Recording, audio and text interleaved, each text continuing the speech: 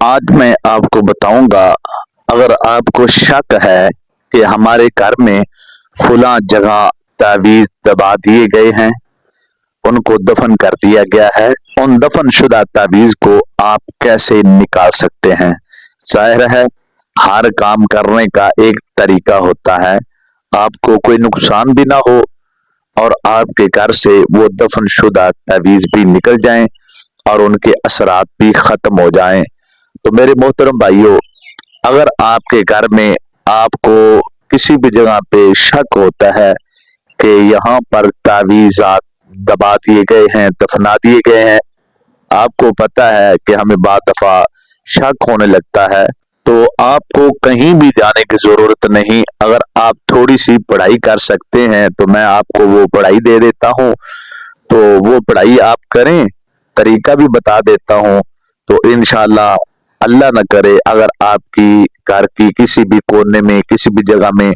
तावीज़ात दफना दिए गए हैं, दबा दिए गए हैं, दफन कर दिए गए हैं, वो आपको नजर आ जाएंगे कि जादू यहाँ दबाया गया है कि नहीं।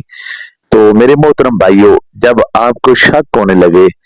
कि हमारे घर में फुला जो इलाका है, फुला जगह वहां कुछ चीज है, तो आपने सरसों का जो बीज है, सरसों की एक मुट्ठी ले ले, उस एक मुट्ठी को आपने दम करना है। दम करने का तरीका यह है कि दरूद इब्राहिम नमाज वाला आपने 100 बार पढ़ना है और 100 बार ये जो तिलावत, ये जो सूरह इनाम की आयत नंबर 59 आपको नजर आ रही है स्क्रीन के ऊपर, आपने इस आयत मुबारका को भी 100 दफा पढ़ना है। दरूद पाक 100 दफा सूरह इनाम की ये वाली आयत मुबारका जो आपको स्क्रीन के ऊपर नजर आ रही है, जब आप दरूद पाक 100 दफा पढ़ के उन सरसों का जो बीज ताने हैं एक मुट्ठी के बराबर, उनको दम किया और 100 दफा पढ़ के सूरह इनाम की आयत मुबारका को आपने सरसों के दाने जो है उनको दम कर लिया। अब आपने ये करना है कि जहां आपको महसूस होता है कि शक है कि यहाँ जादू या तावीज़ात दफन किए गए हैं, तो आपने उस इलाके के अंदर उस जगह में वो जो दाने दम किए हैं सरसों के, आपने वहां वो बीज फेंक देना है और आपने वापस आ जाना है। आधे घंटे या 20 मिनट के वक्त के अंदर आपने उस इलाके में नहीं जाना, आपने उन बीज को वहां छोड़ देना है, अकेले को। जब आप 15-20 या आधे घंटे के बाद जाएंगे, अगर तो वहां जादू के कोई असरात होंगे या तावीज़ात वहां थे, तो आप देखेंगे जहां तावीज़ात हैं वो सारे बीज एक जगह जमा हो चुके होंगे। हालांकि आपने तो वो बीज अलग अलग फेंके हैं ना, या ये होगा जहां जहां बीज आप देखेंगे वहां आपको राख नजर आएगी, जैसे कोई चीज जली होती है। तो इस तरह की कोई भी आप अलामत देखते हैं, यानी सरसों के दानों के अलावा आपको कुछ चीजें नजर आती हैं कि ये इधर नहीं थी लेकिन सरसों के दानों के साथ अब ये है, तो आपको मालूम हो जाना चाहिए कि कुछ तो था जो दाने फेंकने के बाद वहां से निकला है। तो आपने डायरेक्ट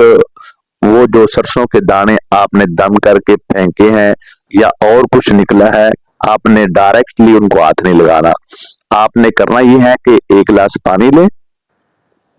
और अपने हाथों के ऊपर अपने हाथों को किसी चीज के साथ लपेट लें, या आप कोई सफाई करने वाला आला मांझा घर में होता है या और कोई चीज होती है, उसको ले।